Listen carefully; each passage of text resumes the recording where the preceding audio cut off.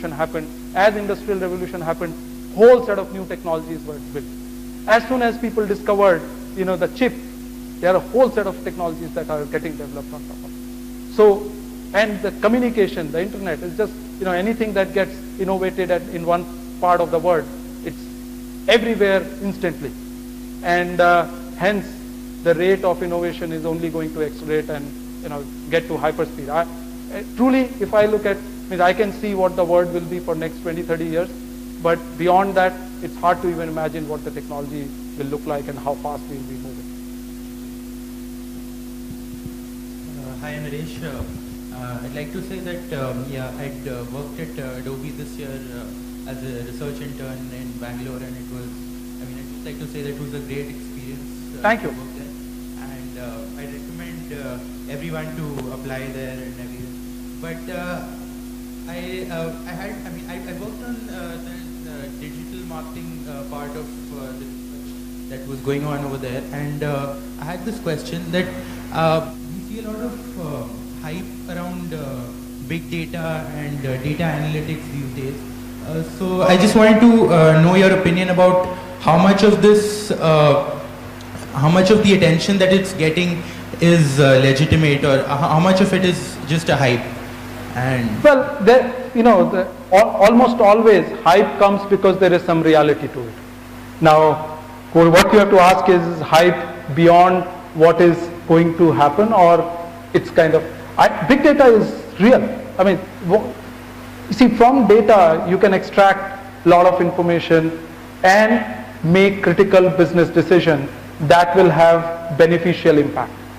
Now, will big data or data, because I think big is just a word that was invented by some large company to sell their servers and data storage systems. Ultimately, it's about data, right? Is data useful? Oh hell yes, data is useful. Can you make meaningful decisions from data? Yes. Do you need large amount of data to get meaningful insight? And the answer is depends. There are situations where small amount of data will give you deep insight, and there are situations where large amount of data will give you deep insight.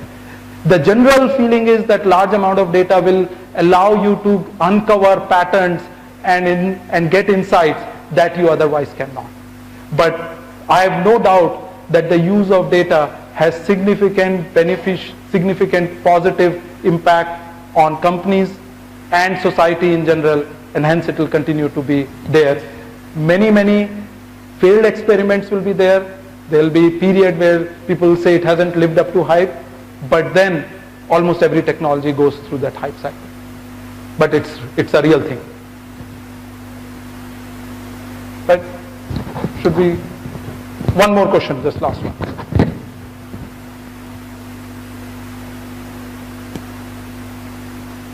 One last question.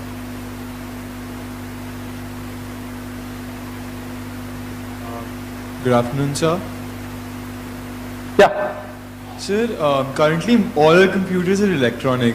How close or how far are we from computers which not use electronic circuits or possibly polymer or biological systems? I don't know. Biological computing, it's already happening. Means all of us are standing here, we are all biological computer at one level, right? So biological computing is for us to see all around us. Now, polymer, I just don't know. Sorry. I haven't read, I read, but I haven't read that much. I don't know. Thank you, sir. Thank you. Thank you so much, sir. There are a few words which Munshi sir would want to speak. Oh, I just wanted to add that he was a bleary-eyed kid in 1984 when he came. And did I try to rag you then? And I was his faculty counselor. So it's a great privilege and honor for me to be here and listen to him, how to succeed in life. And he mentioned Malcolm Gladwell. I just read that book recently in one of those long flights. Yeah. Marvelous. I think all of you should read that book. Okay. And that book is about nurture versus nature. And he says, you need to have some talent, but if you really want to be world class, you have to spend 10,000 hours practicing it. So go and practice 10,000 hours of your startup, of your software or metallurgy engineering or whatever, and you'll be world class. Thank you. Thank you, sir. We'll continue the e-speak with Mrs. Meera Sanyal's talk. So I request all of you to continue be seated.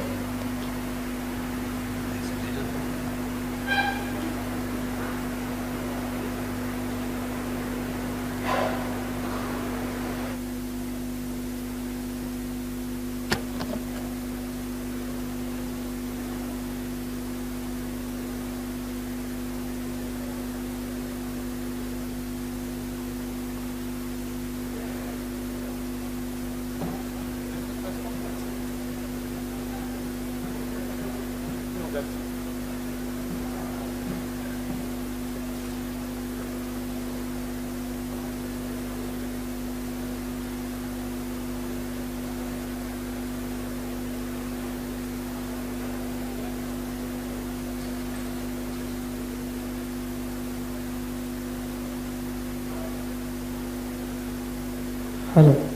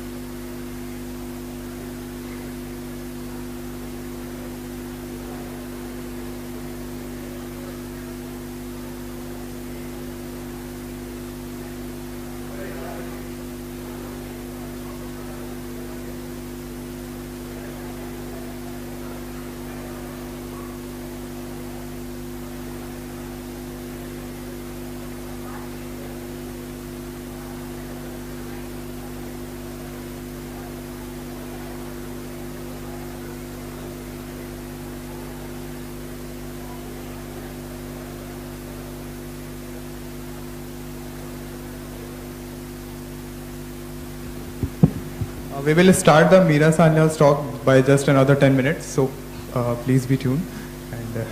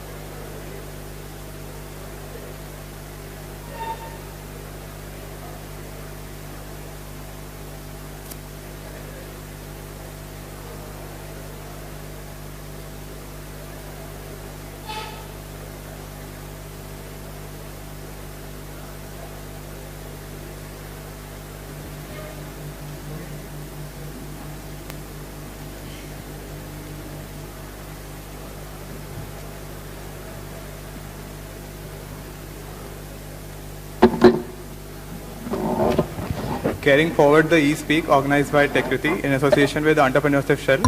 Our next speaker is Mrs. Meera Sanyal. Mrs. Meera Sanyal is the former CEO and chairman of Royal Bank of Scotland in India. She was involved in banking for more than 30 years before stepping down for RBS to stand for as the Aam Aadmi Party candidate in South Mumbai in the 2014 Lok Sabha election. She serves as a non-executive director on the board of Pradhan, an Indian NGO that works to empower women through entrepreneurship, and on the International Board of Right to Play, a global organization that helped over 1 million children through the transformative power of play.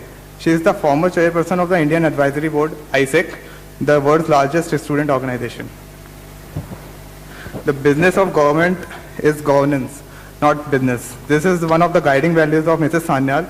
She relinquished her job to devote herself full-time to the service of our country. So let's give their hands together for Mrs. Meera Sanyal.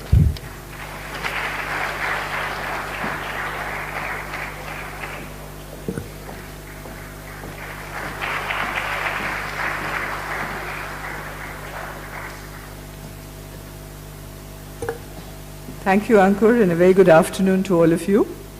It's a real pleasure for me to be here at IIT Kanpur today for a variety of reasons. One is several of your distinguished alumni have been friends and people whom I admire greatly. Of course, there's Mr. Narayan Murthy, whom we all know. I've had the privilege of working very closely with him in my banking career, with him, of course, in his role at Infosys. But also other people like Satyendra Dubey, your very famous alumnus, who I think has set hallmark for what activism can be. Of course, Dr. Subbarao, who was governor of the Reserve Bank and with whom I worked very closely, Som Mittal, president of NASSCOM, and of course, one of your younger alumni, Nandan, who is with me in Aam Aadmi Party as one of the people who has journeyed with us on this path. So as I said, it's really wonderful to be here with you. And when I was invited by your colleagues to be at this festival, I said, well, what would people like to hear? And they said to me, well, you know, you can talk about banking, you can talk about politics, you can really talk about both of them together. And so what I want to share with you today is why I believe banking matters, why I believe politics matters, and most importantly, why I believe you matter. And that's what I would like to spend a few minutes talking about. And then if there's still time, we can have some questions and answers. So I'd like to start by asking you if you are planning to live and work in India after you finish your studies, your engineering studies. That is fantastic. I'm really so happy to see so many hands. And the second question I'd like to ask is, please raise your hand if you are planning to start your own enterprise, to be an entrepreneur when you finish your engineering studies. So not as many hands, but still a great deal. And you know, before we do anything, please give yourselves a big round of applause. Because I can tell you that this show of hands was certainly not the case when I was a student, and it was not even the case as recently as 5, 6, 7 years ago. And what you represent, I believe, is a new India, an India which is really changing for the better. So I'd like to just share a little bit about my story and then lead into the topics that I talked about. I'm the daughter of a naval officer, and there are two things associated with that. The first is that I grew up in a very idealistic family. My father was a very idealistic person. He's no longer with us. My mother is a very brilliant lawyer. She never practiced. She always said she'd invested her education in us, my brother and myself. And the two things that marked our childhood was, first, we moved a lot of schools. So someone was asking me, one of your colleagues, they said, where did you go to school? And it was almost everywhere. So every few years we changed schools, and that was, I think, a very nice thing, because the consequences that you have friends really across the country and across everywhere. But the other thread which ran through our childhood was, I remember my father telling us almost constantly that we had to grow up and serve our country. And for many years I struggled with that. I didn't really know how I would serve my country, but it was at the back of my mind. And then when we were sitting in the green room and sitting around, I was asking your friends what they would do when they graduated, or why they had chosen engineering, why they'd chosen to come to IIT Kanpur. And the answers I heard reminded me a lot of myself when I was a student. I knew what I didn't want to do, but I didn't know what I wanted to do. And so I chose the options that I believed would leave me the maximum amount of choice. And I wasn't as brilliant as all of you, so I couldn't choose engineering. But I tried to, choose a field which would leave those options open. And so I chose commerce, and then I went on and did my MBA, initially at IIM Calcutta, and then I dropped out of there and I went abroad to INSEAD. And in those days, and this goes back many years, I graduated in 1983. And when I finished, the one thing I knew I did want to do was I did want to come back to India. But going back to those days, and this is probably the generation of your parents, I found that was a very hard thing to do. So INSEAD in those days, as it is now, is recognized as a good business school. And so I had job offers. I had a job offer in France, I had a job offer in Sweden, and they were both good jobs, and I would have been quite happy doing either of those things. One, in fact, was in a, I would say, engineering manufacturing company called Electrolux. The other was in banking in the BNP. But I said, no, I'd like to go back to India and see, and work there. And as I said, this was incredibly hard because, of course, in India in those days, nobody went to France to do an MBA. Of course, you went to America. And so as I started going for interviews, people said, oh, you went to France to study French. And I said, no. They said, oh, you must have gone to study art. And I said, no. And then when I'd say I'd gone to study management, they'd look at you and say, oh, who is this crazy person? Why go to France? And then they'd said, okay, why are you here? And I said, I've come, for a job. And then you could sense in their eyes, this person is such a loser. Who comes back to India?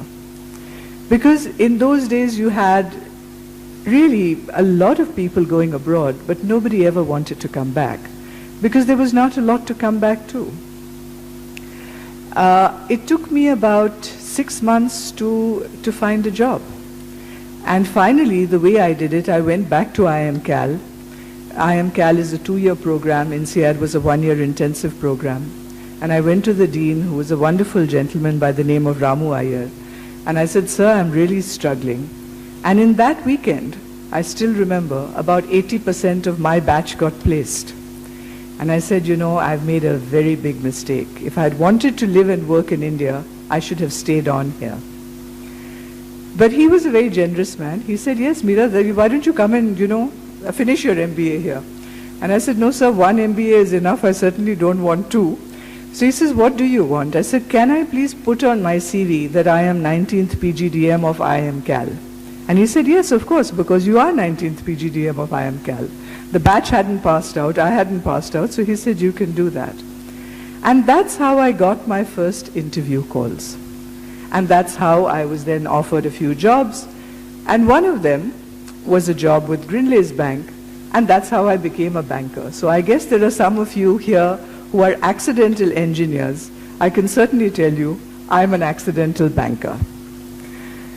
And so I started my banking career in 1984, and I gave it up exactly 30 years later. But during my banking career, I learned one thing. And as I said, that is that banking matters. Why does it matter? It matters because banking is the lifeblood of an economic system. And I believe that if bankers do their jobs properly, And what is their job? Their job is to help other people make money. That is the fundamental job of a banker. You provide the ability to an entrepreneur or someone who's saving or someone who has assets to use that money in a productive way to produce more goods and services to help the economy run better. Would you agree with that? That's what the basic job of a banker is. And somewhere down the line, I think banking took a different turn. Lots of engineers in banking, lots of financial engineering in banking. And I saw the golden age of banking, and I also saw the worst days of banking. When I took over as CEO of RBS in India, I think banks were masters of the universe. Those were the days of multi-million-dollar bonuses, not just in Wall Street, but also in India. And then we had the global financial crisis. And, I don't want to dwell a lot on that because I'm sure you're all well aware of it. But I think the global financial crisis really came about for a very simple reason. And that reason was that the people who were involved in the banking and financial services industry lost sight of their basic purpose. Instead of helping other people make money, they started to focus on how they would maximize the money they made themselves. The focus became on bonuses, how to maximize bonuses, and a lot of very big mistakes were made. Mistakes in financial engineering, whether you look at the subprime crisis, mistake on ethics, which is why you have multi-billion-dollar fines, mistakes on mis-selling, really mistakes in a variety of ways, which shows that bankers had lost their way. Of course, someone asked them, why did you enter politics? And so I fast forward to the year 2008. As I said, this is the year which in my life it was a very significant year for two reasons. One is I had just taken over my bank, which was ABN AMRO Bank, had just been bought by the Royal Bank of Scotland. And the combination of the two banks created the largest bank in the world. It was such a big bank that it was bigger than the next smaller bank by 60%. So we were a global giant. The deal was done, and I don't want to spend a lot of time on it, but the way the deal was done was almost an all-cash deal. RBS leveraged up its balance sheet just before the financial crisis. So in and of itself, it was not a bad acquisition, but the timing was fatal. And when the financial crisis hit, to have so much leverage on the books of RBS, we really saw the entire thing unraveling. As I said, I had just taken over as CEO, and much of what I had done in my banking career, applying the rules of what my dad had told me, I struggled through the years and said, all right, how do I serve my country? So let me make sure that at least the projects that I finance are good for our country. And there is something which is called the Equator Principles that ABN AMRO was a founder of, but RBS was also a subscriber to, which said that every project we finance will meet certain ethical, social, and environmental norms, what we call the ESG filters. And those are actually very good guidelines, and I felt that they held us in good stead. And I felt very privileged during the course of my career to have been part of the financing of India's telecoms, the power sector, the oil and gas sector, and that was wonderful. And during those years, we also had the opportunity to create a BPO and ITES company. And so for ABN AMRO and RBS, I had set up the global BPO, which at the time when I stepped down employed 14,000 people in India, servicing the entire world. So when we were looking at the banking crisis, my job was to keep the Indian ship afloat. And so I was working my way through that. And then on the 26th of November, we had the terrorist attacks in Mumbai. And in many ways, that to me was, I think it was for many people a very life-changing event. But certainly for me, I remember sitting in my, in my room watching what was happening. And of course, we were invoking our business continuity and disaster protocols, just to give you an idea. On the day of the attack, I was not in Mumbai. I was actually in Delhi. And there was some award ceremony of a confederation of NGOs. It was at Rajghat. And they were giving me an award. And after that, with my family, any of you from Delhi here? Okay, so you know this wonderful restaurant Kareem's in Old Delhi. So we had gone as a family to Delhi. My parents were in Delhi, and so I'd gone along with them. And my phone was on silent. So as I stepped out of the restaurant at 10:30, and it's a very crowded restaurant, I looked at my phone and I saw over 100 missed calls from the office, from the house, and I knew that something was happening. And then, you know, we gradually were trying to figure out right through the night actually the impact of what it was. And we have very significant operations in Mumbai. We have, of course, branches, but we also had a big, all our investment banking for the whole world was actually being processed out of Mumbai. We had 40 foreigners in the city, most of them staying at the Oberoi and the Taj. Fortunately, not a lot of them were in the hotels at that time. 5 people were trapped there. 14 of my staff were trapped in my office, which was just behind the Oberoi, etc. And so through the night we were working, and by 6 o'clock in the morning, all our 2,500 people in Mumbai were accounted for. We knew they were safe. We knew their families were safe. We knew where the foreigners were. We knew who was in the hotel. We knew who was in the office. We knew that 4 Canadian tourists had fled from the Oberoi, had taken refuge in our office. And this was not unusual. I think most companies who have business continuity protocols would have been in the same situation. But the situation in the public domain was completely different. You must, many of you, does any of you remember 26/11? Yeah? You must have been quite young at that time, but it was horrific. And I compared to what we saw during the 9/11 attacks on New York. You know, terrorism is a bad thing and it can happen everywhere. But what you can control is your response to it. And if you recall the way, you were even younger, but Mayor Giuliani in New York, he had taken control of the situation. They knew what was happening. They knew it was a very bad thing that was happening, but they were controlling the situation. Regrettably, in Mumbai, there was no one in charge. The chief minister wasn't in charge. The mayor certainly wasn't in charge. The sheriff wasn't in charge. The municipal commissioner wasn't in charge. The police commissioner wasn't in charge. There was complete chaos. And I could not fly back from Delhi to Mumbai because the airports had been closed, so we were sitting and managing on the phone. And as I was sitting with my father, he said to me, you know, there was one very horrific moment where our commandos were going down, you know, on helicopter over Shabad House. And this was being broadcast live on television.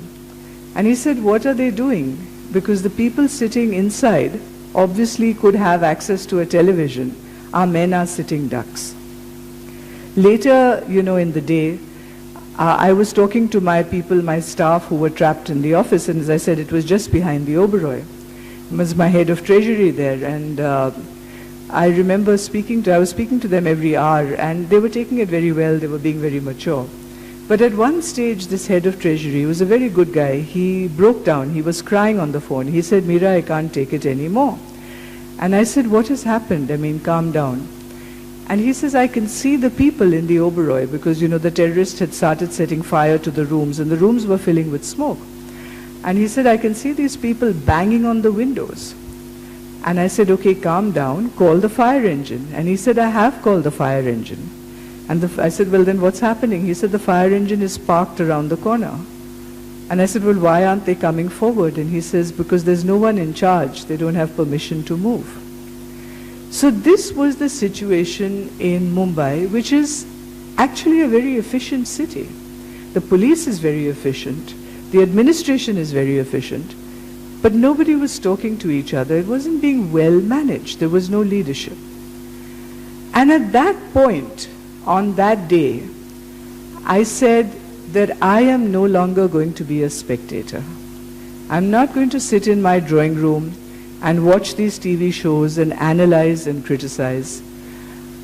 I'm going to be part of the system because the system needs to change, and if we believe we can change the system, then we must enter it. And so I made the decision at that time to enter politics and to stand for elections. Now, of course, in 2009, this was a very crazy thing to do because nobody joined politics. I mean, nobody who was not a son or a daughter of a politician, nobody who was not a film star or a celebrity, nobody who was not a criminal. These were the categories of people who used to go into politics. And so when I said I'm going to stand for elections, this was, people just said, you're completely crazy. I mean, who does this kind of thing? Politics is for criminals, politics is for people who are corrupt. Why are you doing this? In fact, our governor, Raghuram Rajan, has written a lovely book called Fault Lines. I do recommend any of you who are interested in the banking world, economy, etc., do read it. But tucked away in the appendix at the back, he talks about the crazy banker who entered politics. And so when I met him when he took over as governor, I said, hi, I'm that crazy person. But it was really regarded as a very crazy thing to do.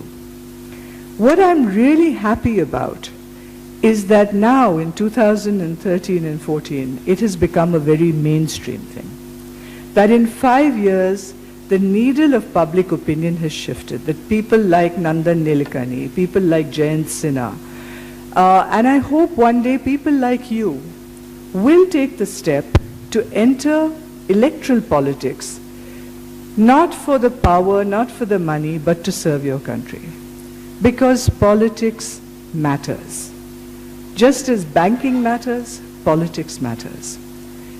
And I believe the reason that is so, and let's not talk about politics and politicians, but let's say, why do politics and politicians exist?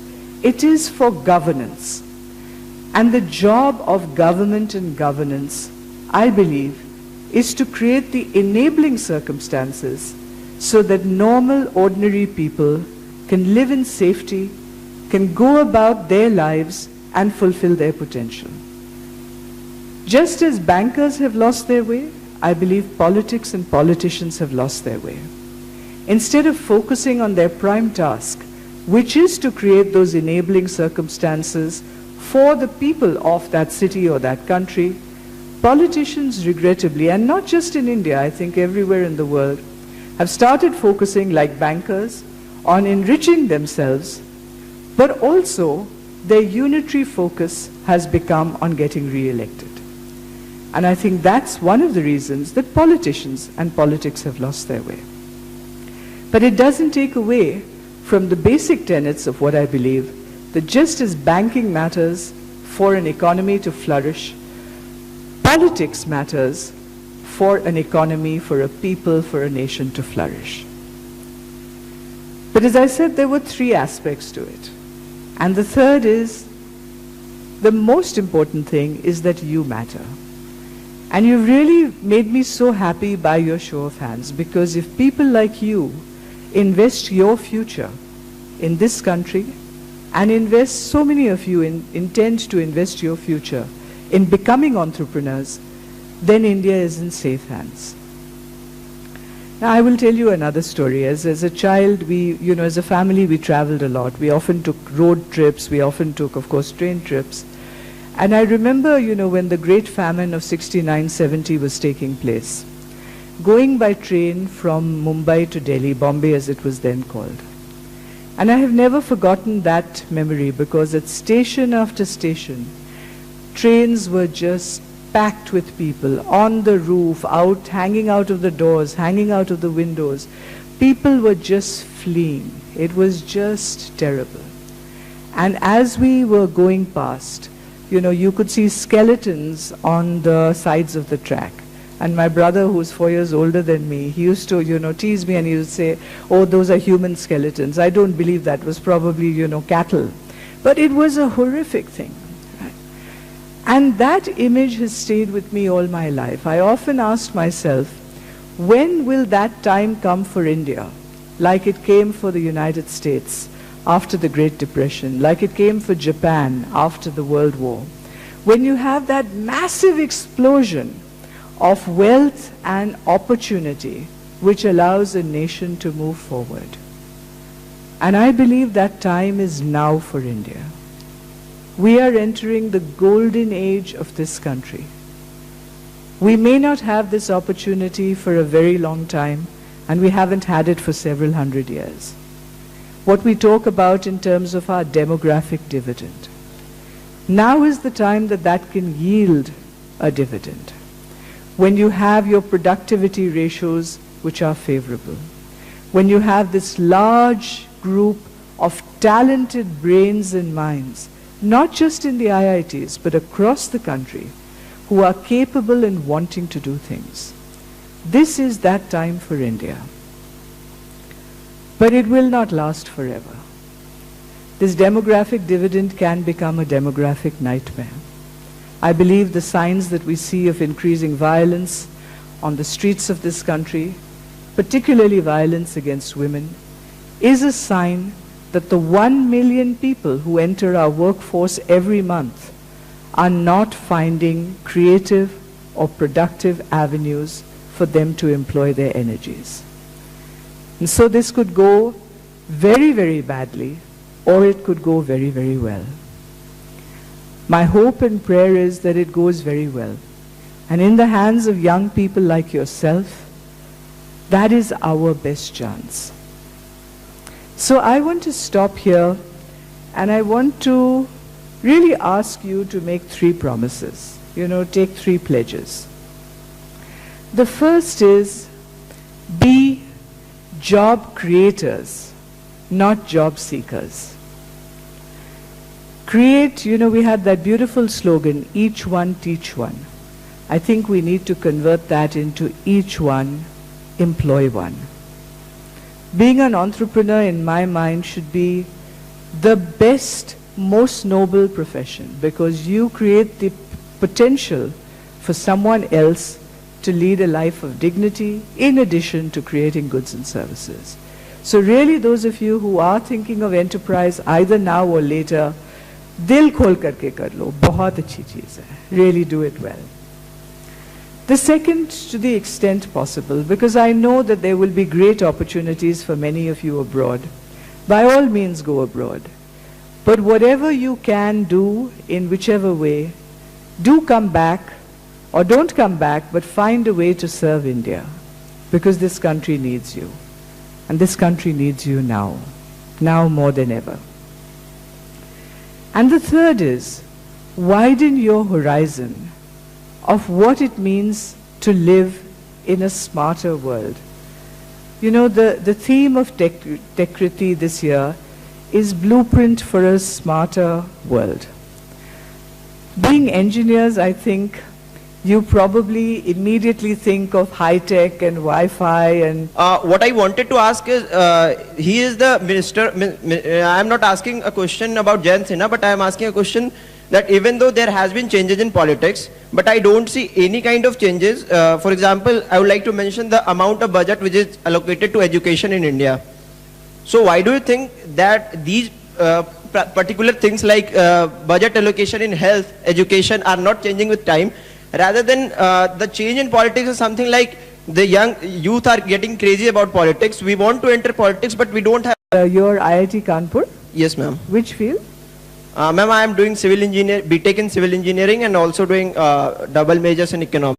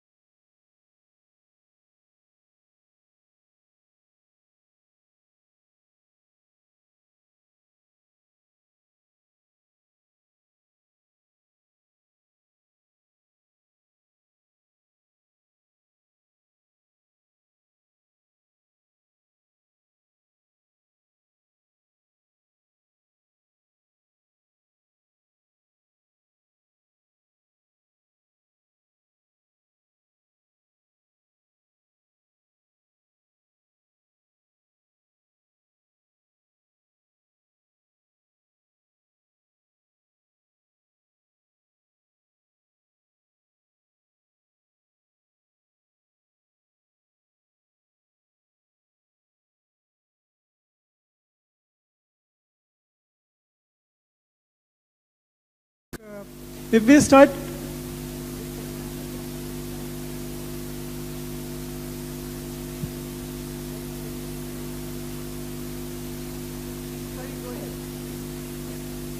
Go ahead, Vivek. Sorry. Yeah, should I continue? Yes, please. Yes, ma'am. Yeah. So I was just talking about like we see, we feel, we analyze, still we get fooled by our politicians.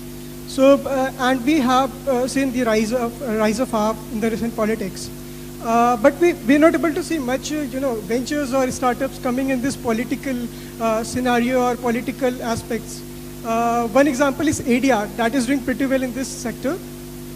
If we start, if we plan and launch a company or venture which go to people, educate them about the politics, about their, power of vote, and not only that, what exactly one need for a good governance, that AAP is trying to do at the, central level.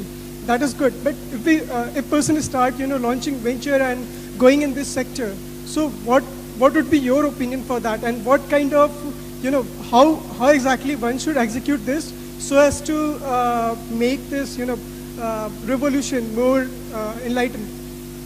So, I'll say two things. First of all is there's a bit of a myth in our country that people need to be educated about politics or about governance.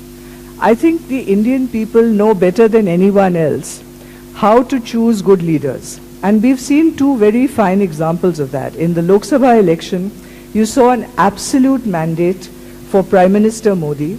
And I think the people across the country voted for that because they wanted jobs, they wanted progress, they wanted more wealth, they wanted more prosperity, which I think was, they wanted decision making, they wanted all of that. In the Delhi elections, we once again saw an absolute majority because people have said, we want a different type of politics, we want more inclusive politics, we want good governance, we want anti-corruption, etc. Right? And I think that's something we should really, especially if you're in the political space, a little bit of humility is called for. We all think that we know better. Actually, Janta sab kuch janti hai. That's very, very true. There's no question. Now, if you want to make a business proposition in the political space, which is what I've understood your question to be, I think it's like any other business. You have to say, is there a market for my product? And what are people willing to pay for that product? Remember, business is always a combination of the two things. Otherwise, it becomes charity. If you're making something for which there's a market and you're giving it away for free, then there's not a business. So you have to decide where you are. And a lot of people, of course, have gone into the NGO space. But I think a very interesting intersection, in fact, of working with Dr. Manmohan Singh when he was finance minister, etc. And India has changed. Don't underestimate the amount by which India has changed. It's changed in a dramatic way. And give you an example.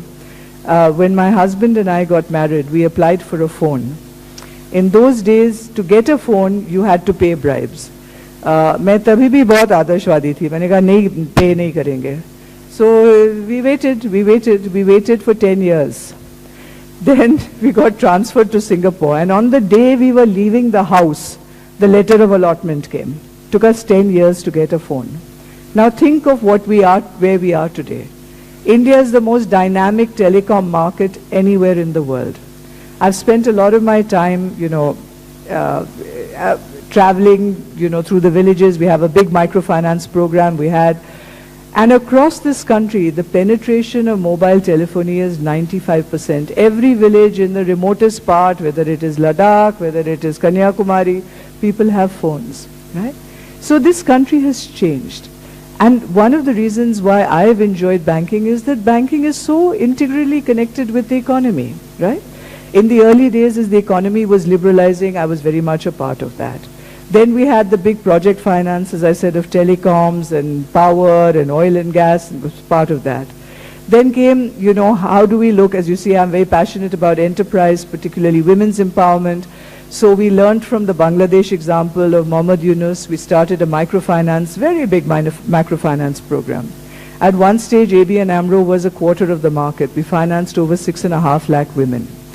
I set up this BPO. So I was, if you like, I was not an entrepreneur, but I was an intrapreneur within the bank. And the Dutch were very smart. They allowed us to do this. So I had a lot of freedom to do the things I enjoyed. And And as a consequence, I stayed in banking. And I'm still very much connected with banking. I was just at lunch with Christine Lagarde from the IMF just earlier this week. And that's my training. I mean, I think when you enter politics, and this really goes to, you have to bring something with you. Bring your skills as an engineer, as a doctor, as a lawyer, as a banker, as a teacher. Because this is not child's play. This is a very complex, big country. If you want to make a difference, you have to make a difference in a tangible and concrete way. And we have to change things. And you can only change them when you have the experience and the knowledge of something. Doesn't matter what it is, but it needs to be something. So I haven't abandoned banking, but I am no longer a full-time banker. Let me put it that way.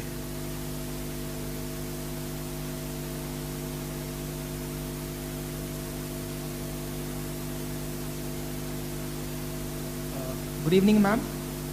My name is Rahul and I am a first year student here. As being a banker for 30 years and then shifting to politics, you have experience in both the fields. My question to you is, what is your message as a politician for the bankers and as a banker for the politicians?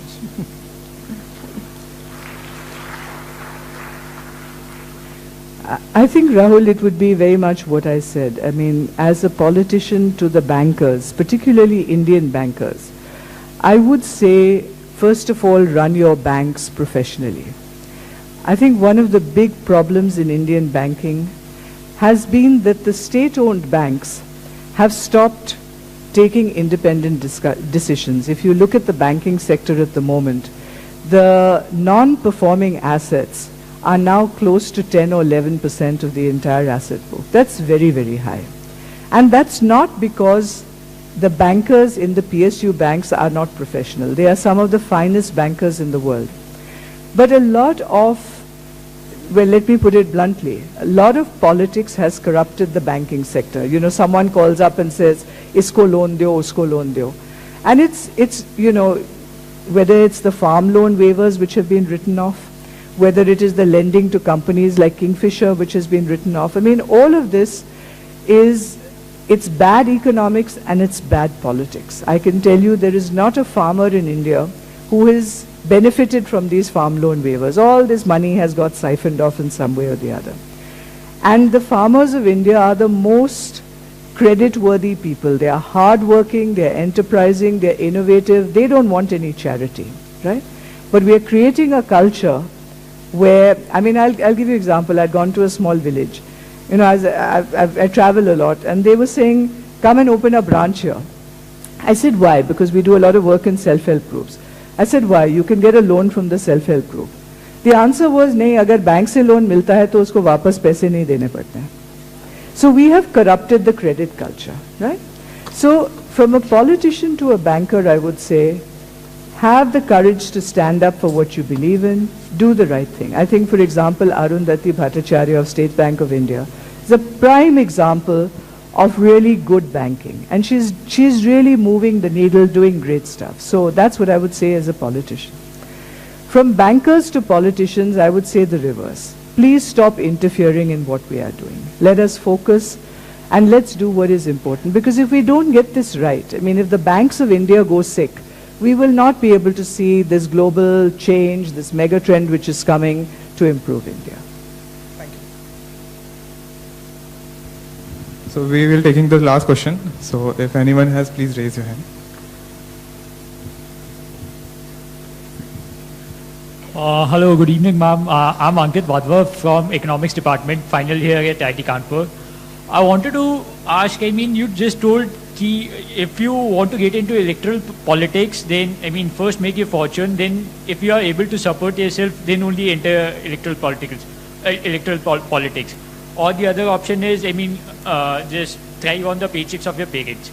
So, I mean, if after making a fortune, I get into politics, won't there be any questions asked towards me that now you've quenched your thirst for the greediness for money, now you're asking for, I mean, power? So, I mean, like in your case, I mean, with all due respect, I don't mean to offend you or, I mean, accuse you. Like, you had been in banking for 30 years. So the golden age, I mean, when you were getting like 100% bonuses, and the timing got difficult, like in the 2009, all the bonuses wrapped up. So you decided at that point to enter into politics. So weren't there any accusations on you, or was it just the bad timing? It's a really great question, Adit. So let me say this. The first is, I'm not saying make your fortune, but have enough to support yourself. If enough to support yourself is a Ferrari and a helicopter, then do it. But do it on your own merit rather than trying to get it out of politics. That's all I was saying. But you must be able to have enough. Because see, electoral politics is like this. It's a binary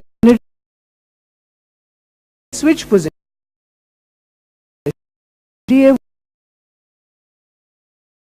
This is now being have a reason because of this binary Kamdhanda.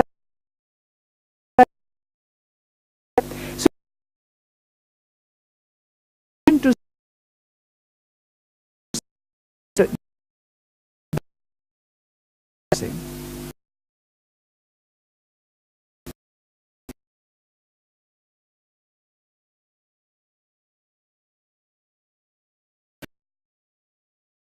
certainly and I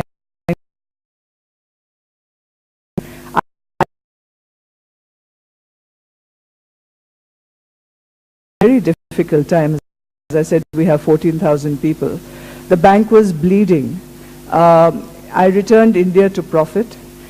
We had the best scores. We were the best rated bank by the Reserve Bank of India. And when I felt the bank was in a stable footing, I made sure that my successors, both excellent colleagues of mine, are able to run the bank flawlessly and taking it ahead. Unfortunately, RBS is exiting countries across the world, and I've just heard that India is one of the countries they will be exiting.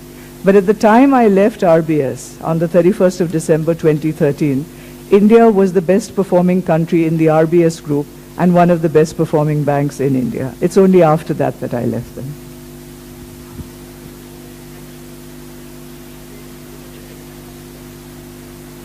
You have to give him a mic.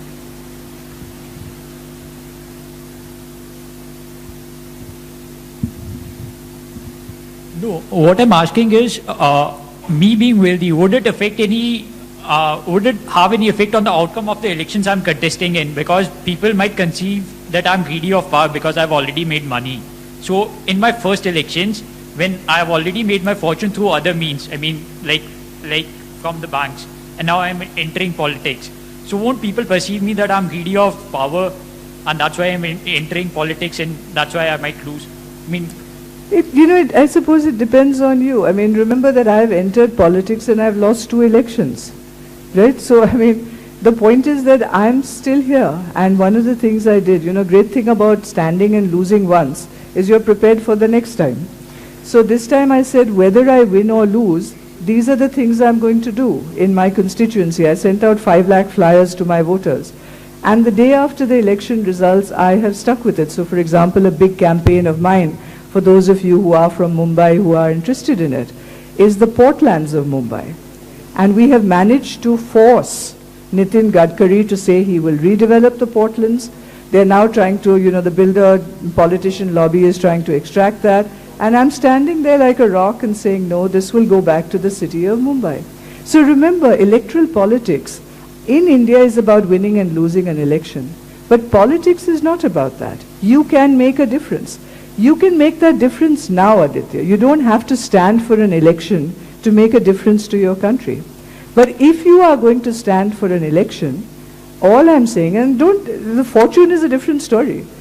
Be able to support yourself, because otherwise people will point a finger at you and say, isne paise khaye hain. Nahi to how is he running his house? You understand? That is the problem with, does anyone here trust politicians? Please raise your hand if you trust politicians. See, this speaks for itself. Nobody trusts politicians because they say sab chor hai. Right? The only way not to be called a chore is if you don't need to do chori. You understand? That's the problem. Thank you, ma'am. Okay.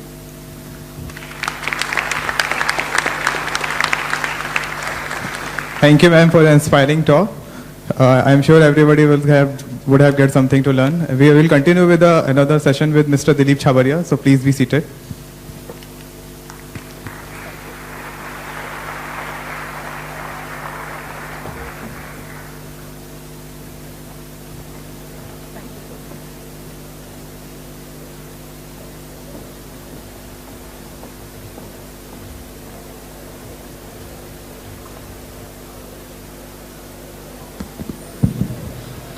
Please be seated. We'll be starting with talk of Dilip Chhabaria, Ace Transportation Designer, in 5 minutes.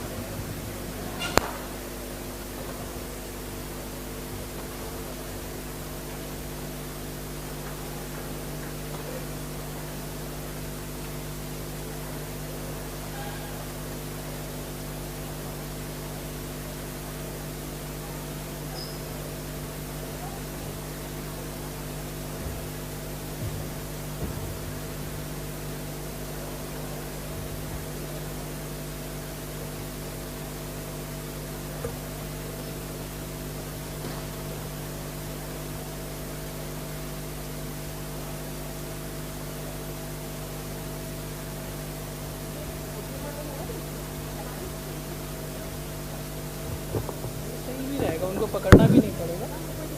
आप इसको लगा दीजिए, यहाँ पे एक chair लगा दीजिए। और यहाँ पर जो अनाउंस करेगा, हाँ मैं अनाउंस कर दूँगी, हैंड में यूज़ कर लूँगी। चलिए,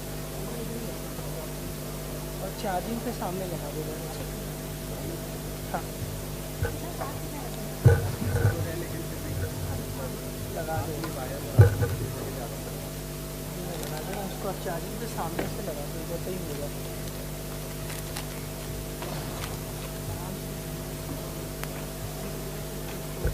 हो जाएगी तो आप तो बोलोगे हमको नहीं हुआ भैया।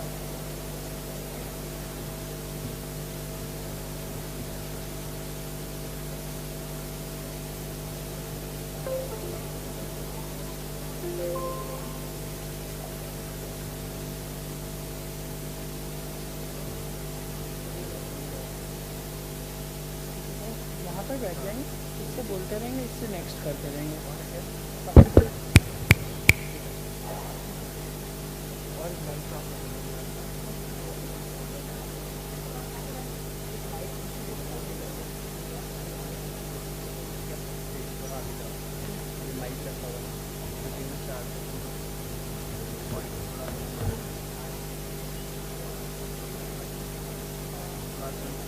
वो आएंगे ना, उनसे बता देना कि ये दोनों फाइल है उनकी।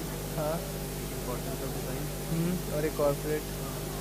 अभी ये मिरर कर रखा है।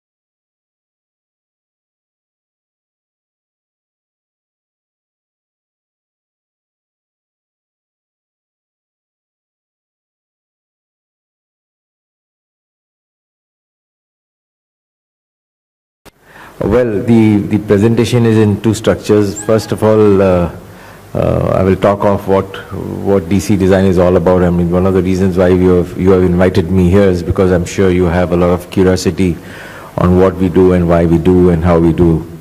And of course, then thereafter is the importance of design or automotive design. This is the structure of my presentation. So we'll talk of all these things. That's the philosophy of our company. Whatever we do has to ascribe to the wow. It's on style, quality and innovation. And our vision is to be a major player in the automotive design and development field and transit to a globally acclaimed OEM. As you all know, as you probably all know, we are just about to launch our supercar. It's the first of its kind in the developing world, and as I talk to you, there is no such development capability even in countries like China, Russia, Brazil, etc. That's me. I'm a product of Art Center, California. It's the preeminent design school across all car brands. Usually the chief designers of most car companies, leading car companies, are alumni of that school. It's singularly unique, and it really is the Ivy school in that sense. And of course, we have a world record to our credit of having 700 original designs, the ground of which is a huge body of work by any measure. Some of the milestones.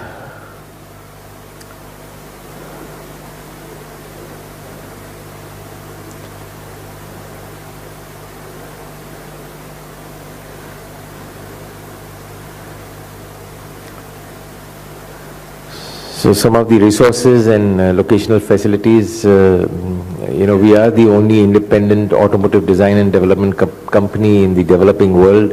Usually most design companies are captive of the automakers themselves, and they are not profit centers. But here we are independent, and therefore we have the profit centers across 3 locations.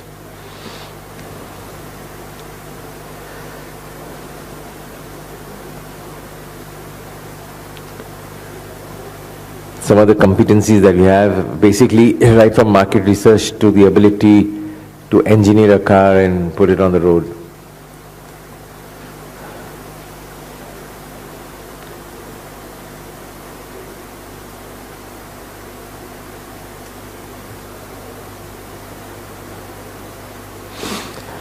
So this is the revenue stream.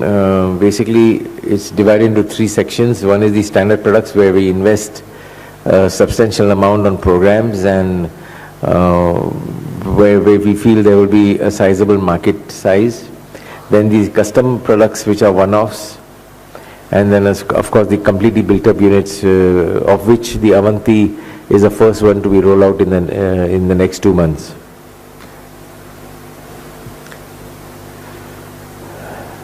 The client profile, it's a very dynamic matrix of B2B and B2C.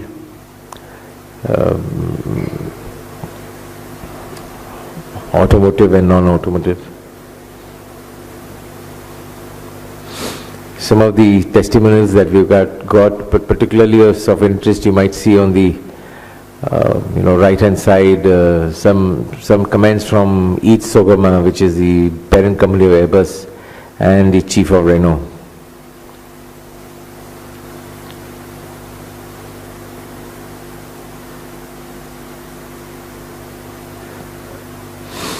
Some of the bedrock values that we have in the company, which is what has made a company unique and aspirational, is eponymous success, obsessive passion.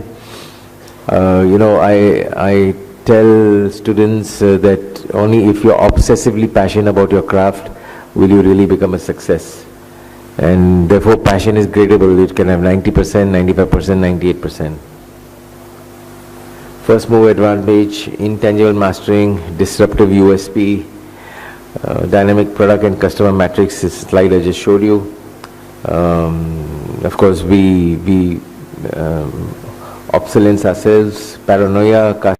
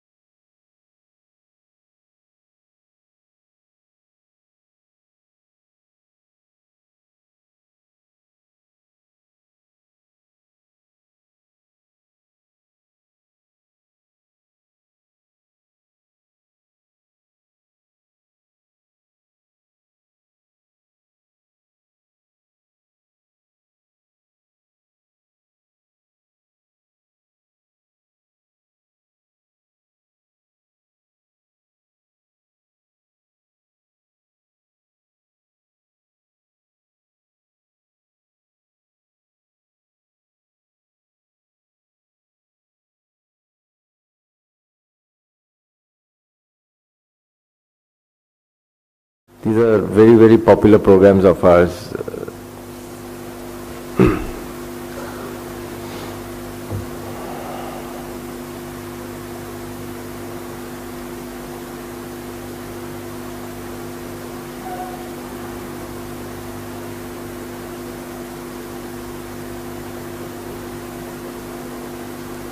So of the larger vans, the main USP of these programs are privacy, entertainment, comfort, ambience and technology.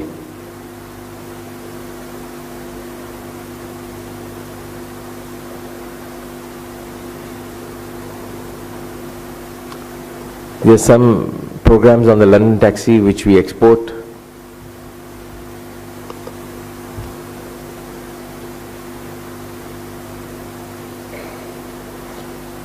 This is on the Nissan Navara.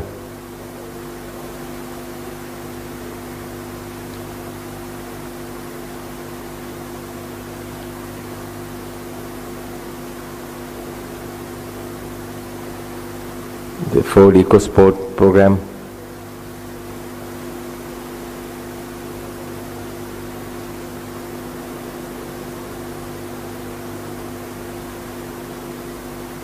The Duster, Renault Duster.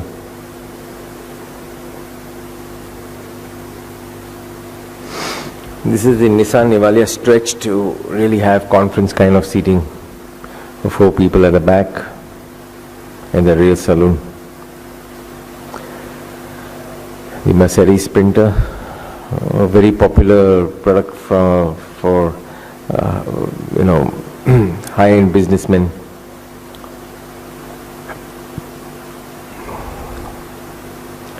The Elantra.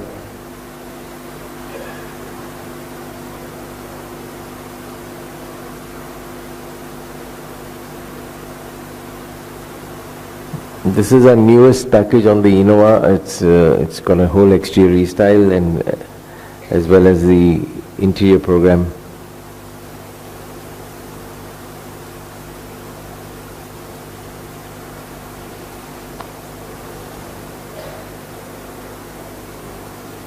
As I said, please ask me questions if you have any after this presentation, of course.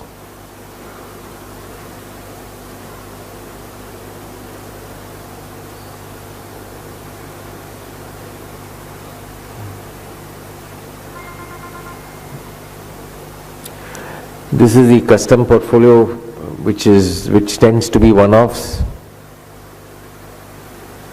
Usually these are politicians or film actors who use them.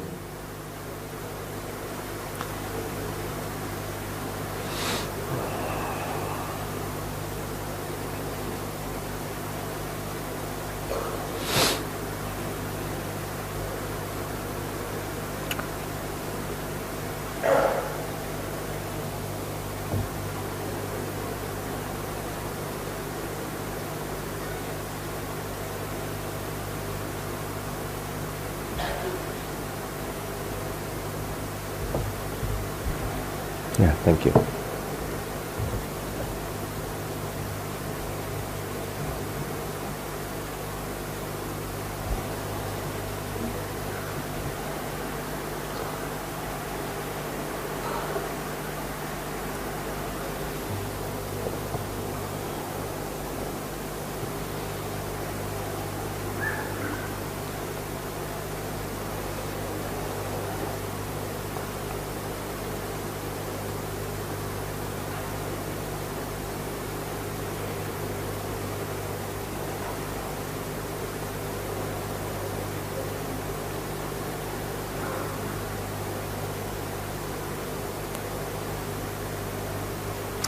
These are largely used by the Indian film industry. These are used by the corporate world largely to ferry their guests, international guests from the airport directly to their plants.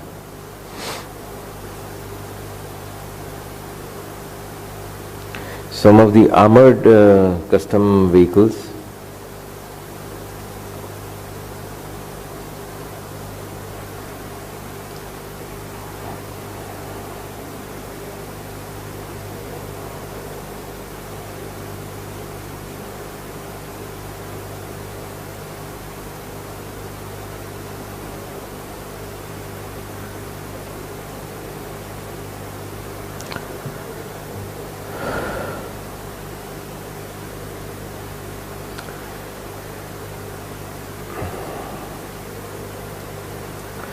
these are some of the projects that we export around the world. This is the original Humvee, the H1. As you can see from the inside, it's a very futuristic package. From the outside it's very military, but from the inside is hugely luxurious and very, very futuristic. Some of the replicas that we do.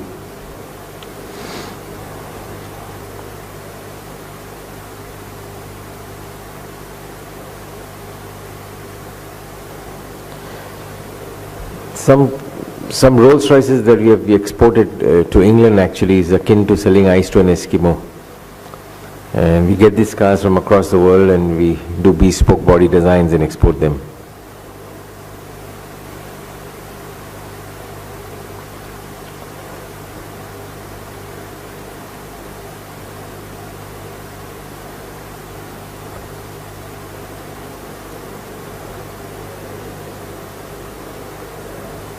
This was our 500th design in 2004.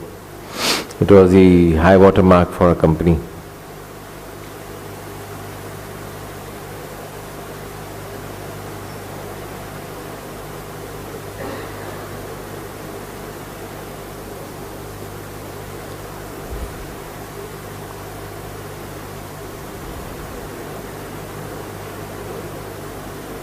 Some of the stretches that we do, quite a popular vertical for us.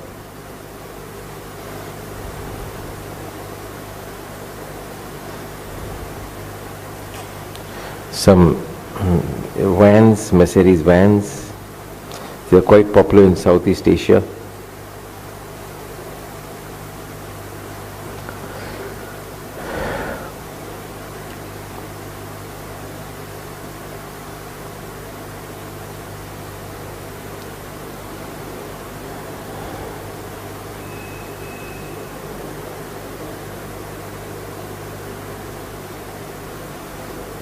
Yes, some of the upgradations on the Mercedes S-Class.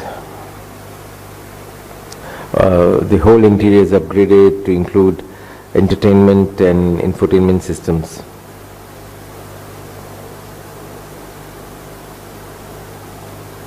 Some Maserati.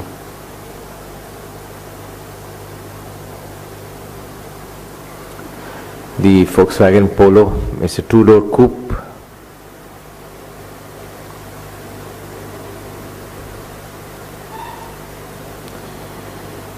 Some SUV, we are going to put this in production in the next couple of years, I guess.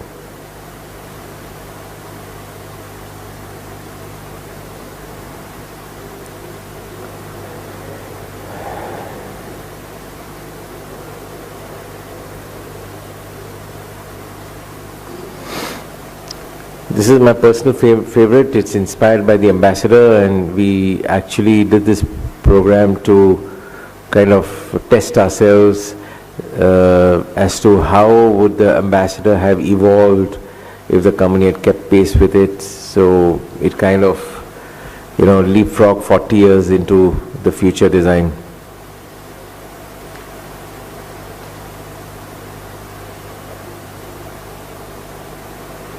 This is a Gaia.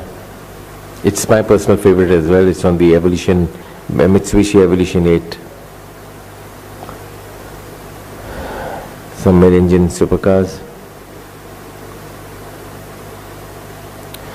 Some of the specialty vehicles that we make for customers. This is the Tarzan the Wonder Car 2. This movie is going to be released by the end of this year.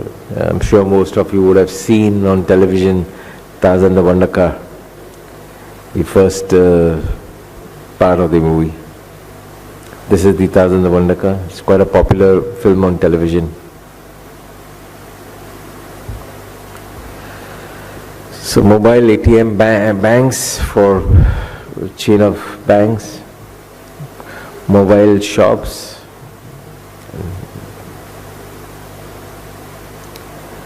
Computer Academy in wheels.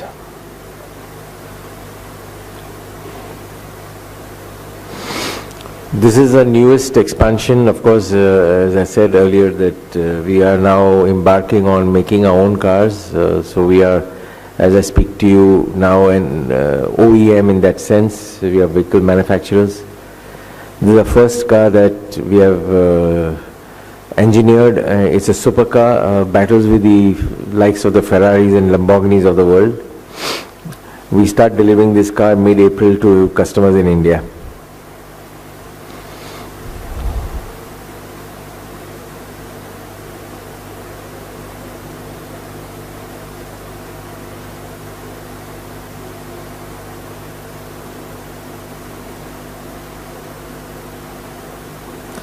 This is the TIA. It's second in line of our manufacturing program. I believe this car is here on display at your campus.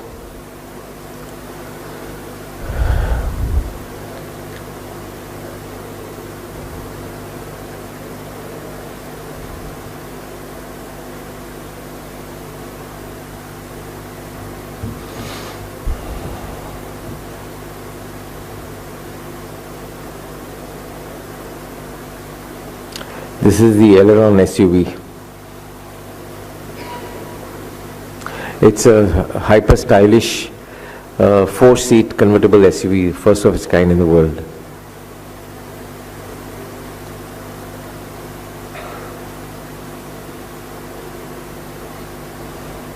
The interior of the SUV.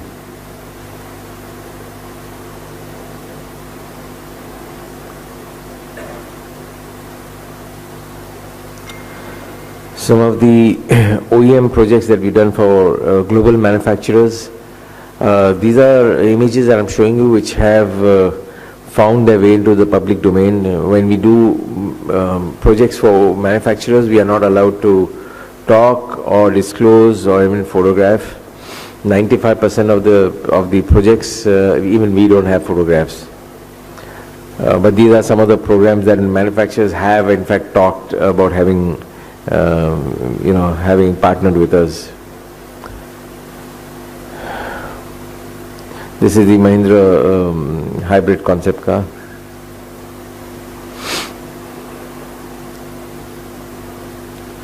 This is a Tata hybrid based on the Venture.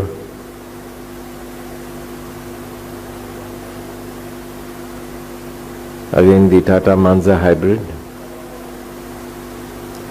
This is the Suzuki Ertiga. This is how it started out. This was a 2010.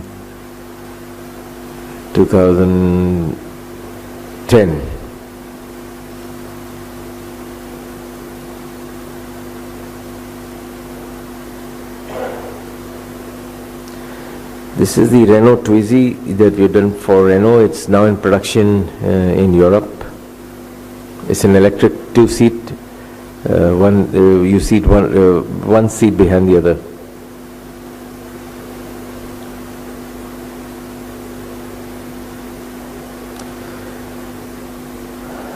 This is a project that we did directly for BMW. It's a mini crossover. Of course, this also is in production now.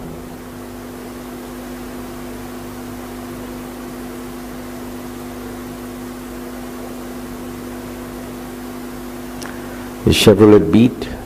What we're showing is a two-door version, but you all probably know that this car is sold in India for the last 5 years, 5-6 years now. The Renault Logan Step. This is sold largely in Europe.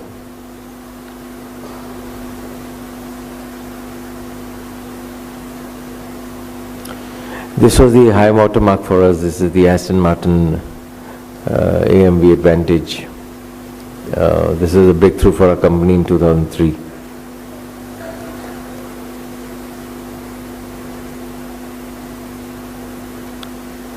The Revine XG. It's an electric car.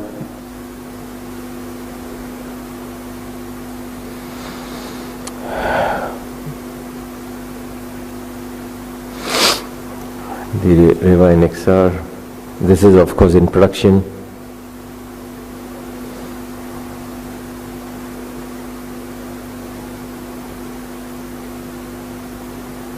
The Roadster.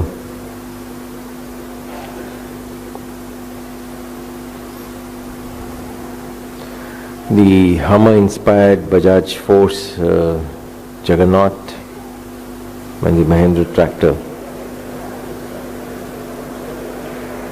Thank you. Some of the other verticals, aviation. This is a Gulfstream jet that we did 2 years back for a customer in Saudi Arabia.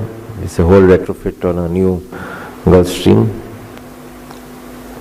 And the civilian version of the military Dhruv HAL aircraft.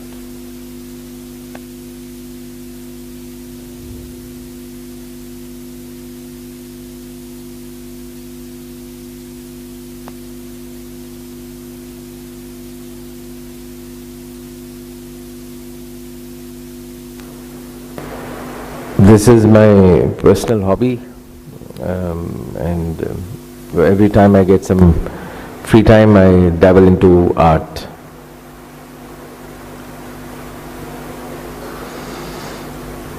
Some of the citations from across the world.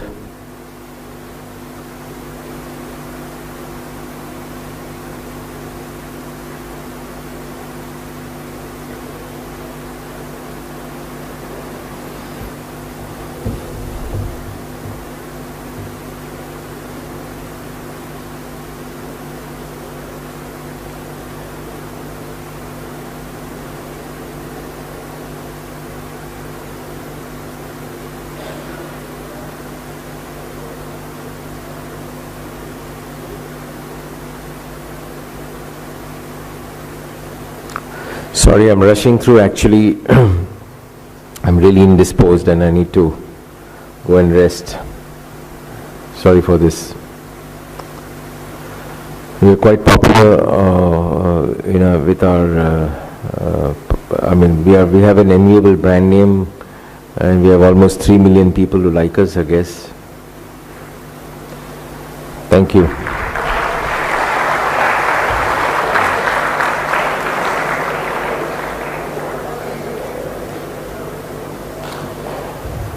To be yeah. Okay.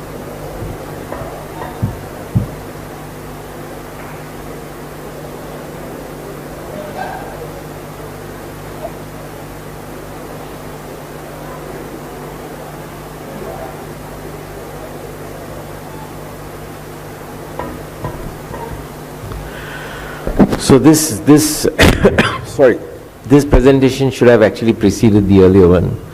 Nevertheless, this is of how design is very important, not only in other spheres, but of course in the automotive sphere it's absolutely important. That's one singular reason why you or I would buy a car, is because of it looks, interior and exterior, and all things being given are equal. Engineering, performance, fuel efficiency are now standards are given across the world. So this is a very brief presentation on, largely culled from the automotive design background. The design weightage factor of an automobile in most segments is higher than the related factors of reliability and performance. So what it says, actually, most people would buy a car with the way it looks. And you know, to cut through the clutter, manufacturers are forced to create distinct and original designs.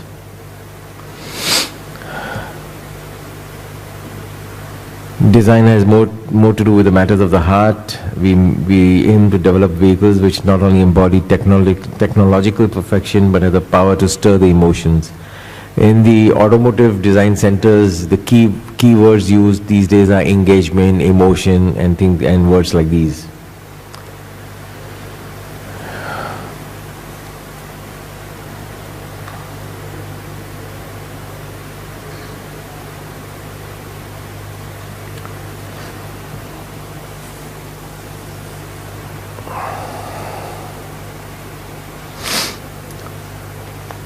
So some of the quotations of eminent people: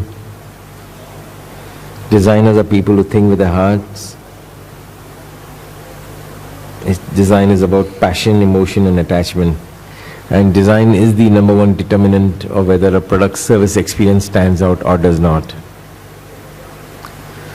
So we've seen over the last century how at some point of time the economies of the world actually transited into very many phases. And like everything else, of course, all the trends are set by the United States. The United States has, for the last couple of years now, entered the creative economies phase, and I believe that the rest of the world will have to follow through the same phase.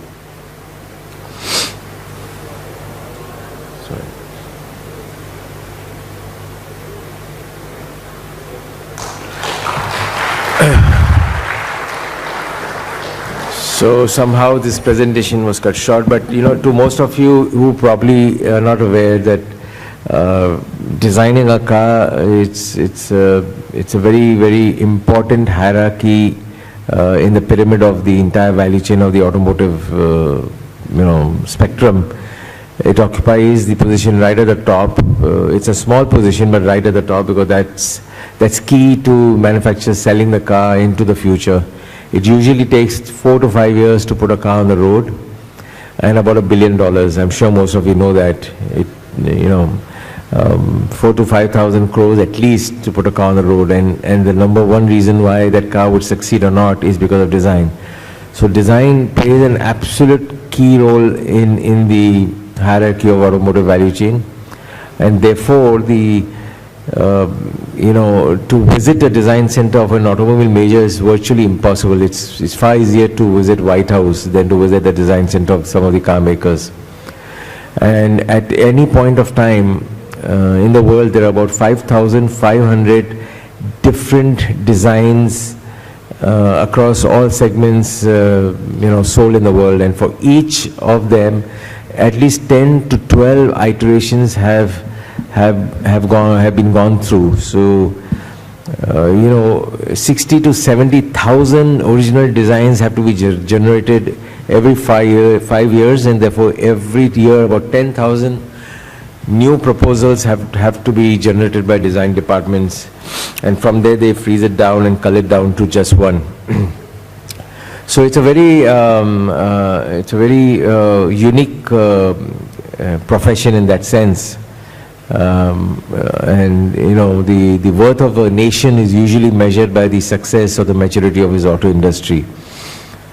So having said that, I think I will now, close this presentation and invite answers if you have.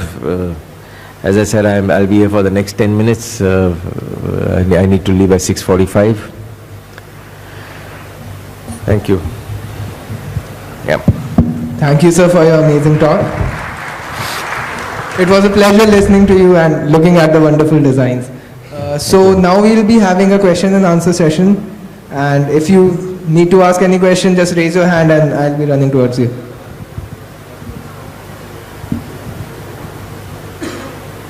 Hello, sir. Sure. So I wanted to ask a question with respect to design. Sure. So can you please explain for budding entrepreneurs and designers what is the process of designing a product, and number second, a life lesson with respect to design which we should take care of when we are designing a product in 2 lines. Okay, a very long question. I'll try to exemplify. My belief and the reason why we succeeded is singularly the product positioning aspect of any product. You must understand who is going to want your product. Design comes at a later date. So it's the ability of a company or of an individual to visualize that product 5 or 10 years hence. Not just from a design perspective, but why would that product be accepted? Because you're going to sink 5,000-6,000 crores in it, and car design is about Futurama. I'll explain to you in a way that the worth of a designer is usually measured in how long his designs are really in demand. So in the automotive industry, if you are able to think 25 years ahead, which not very many people can do, then you are considered an ace. And why 25 years? I'll explain to you is that 5 years from the drawing board to the showroom, 7 years is sold. After that, 5 to 12 years. The last production would be 12 years, but the last guy who bought it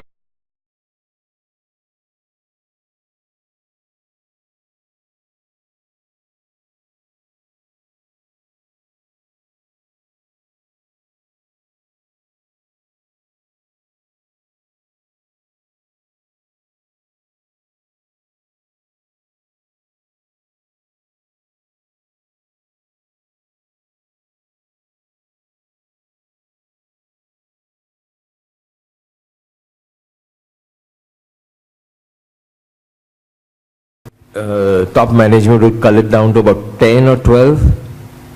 Those 10 or 12 would be made into scale models. From the scale models, another 3 to 5 would be culled, and they would make 1:1 scale models. And from there, top management would decide. So it's about from start, it's about 2.5 to 3 years. And then, of course, once the management decides, the engineers get into the act of tooling and things like that. So it's a very, very tedious process. One of the downsides of this process is that for a designer, unlike other designers or other fashion designers like apparel or shoes, you can design something and sell it on the street in a month's time or in 10 days' time. But the automotive designer usually has to wait for 5 years to really get his validation. That's the downside. So you find a lot of designers having burnt out. But I think if you are very obsessively passionate and enthusiastic and you love your craft, you bid your time to that extent. Thank you. Hello, sir. Sure. So here. Yep. Sir, I have seen your designs. Means the DC design cars are more of appealing. Means in India we see cars which give pleasure to eyes. Why don't we see muscle cars around? Means there was a Contessa, but it was not in a production. See, muscle cars are a bygone era which was in the United States, and I'm sure you're inspired or influenced by a lot of American movies you must have seen of that era. But India is largely a small car market, and The American market is seeing a renaissance of muscle cars, but in India, as I explained to this gentleman earlier, the marketers have to see enough volume to justify their investment. And unless you all have a love affair with a car and increasingly all want to buy muscle cars, you will not see that. Why Dodge is not in India? Pardon? Why Dodge is not in India? I think it's a question of the business case. They have to make a business case for it to be in India. Okay. Thank you. I think high import duties and things like that. Thank you so much, sir. Yeah.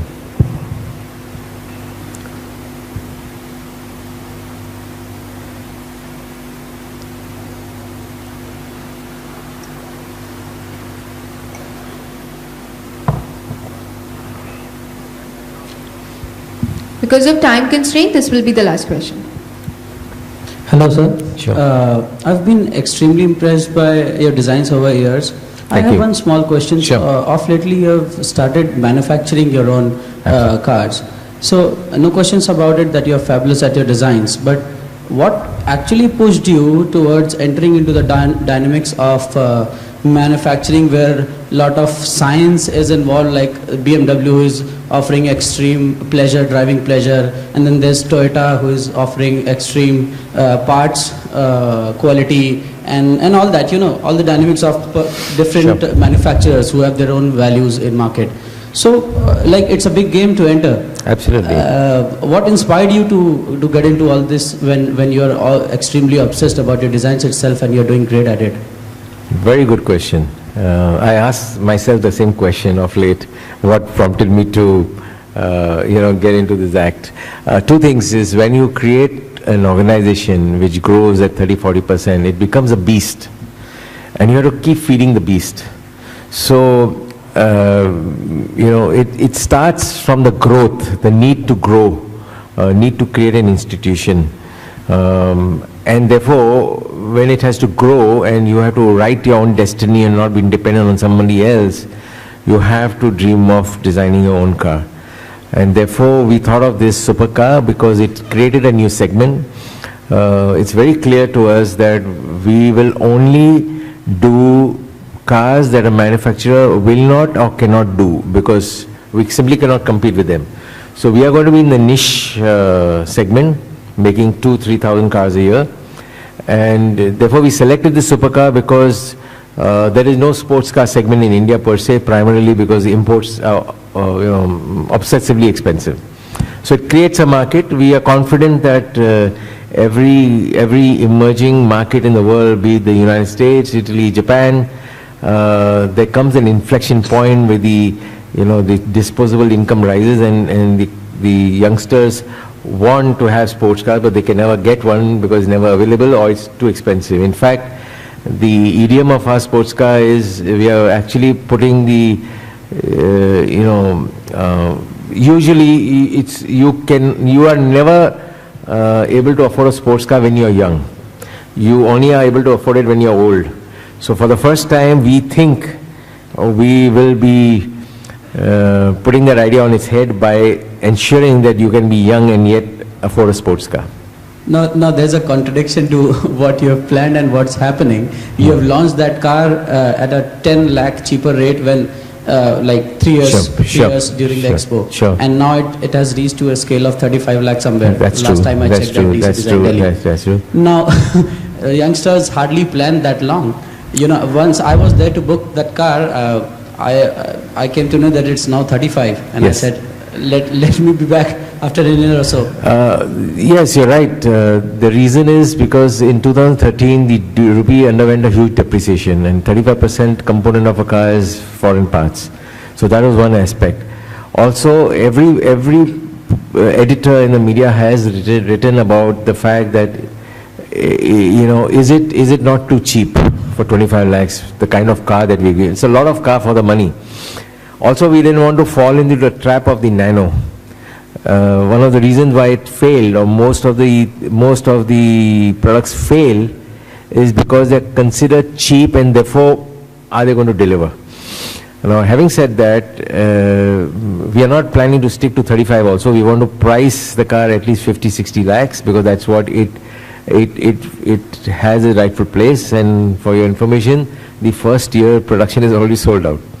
So, you know, we have the luxury, we have to recoup our investments. I must confess that we ended up with 3 times the cost as we envisaged, 3 times the energy that we envisaged, and almost 1.5 times the time. So obviously a lot of dynamics got changed along the way, and that's the reason. Okay, thank you, sir. Thank you. Thanks a lot. So one more question here. Sure. You're an inspiration to automotive design industry today. Thank you. And I really admire your sporty nature. So I have this doubt. During your startup, when DC started up, why did DC choose to redesign the cars instead of building up their own cars? Where would I get the money to build my own cars? Sir, that's what you're very sporty, sir. You were in the market to prove yourself like you're a better designer when compared to the other industry people. After 10 years of your startup, then you started building your own cars. Why did it happen like that? No, see, I think it's very clear that when you are starting something like that, which is so unique in the country, you need to build credibility. You need to build a portfolio. And there's simply no way that you have enough money to burn to build your own portfolio. So we use customizing as a route where you would come to us and I would design a car for you and use that as a portfolio. Therefore, in the past, we never did cars that did not excite us. We never repeated cars because subconsciously our motive was to use it as a portfolio. And it's only at a certain, it's over the period of time that you build capital, you build reserves, and therefore your balance sheet is able to take those risks, and banks are able to give you debt. All of you probably know that it's horrendously expensive to build a car. The Avanti program, we have spent 150 crores, which is peanuts, absolute peanuts from an automotive industry point of view. But we have done it because of a very, very passionate workforce who work 18, 20 hours. And because we were developing cars for across world manufacturers, we acquired the domain knowledge at somebody else's cost. We acquired the profits and we plowed it back to create our own car. So it takes time. Thank you, sir. Okay, so with this, we'll conclude this talk. So thank you, sir. Sorry, as I said, I was not in my elements as usually I am, highly indisposed. Sorry. Thanks.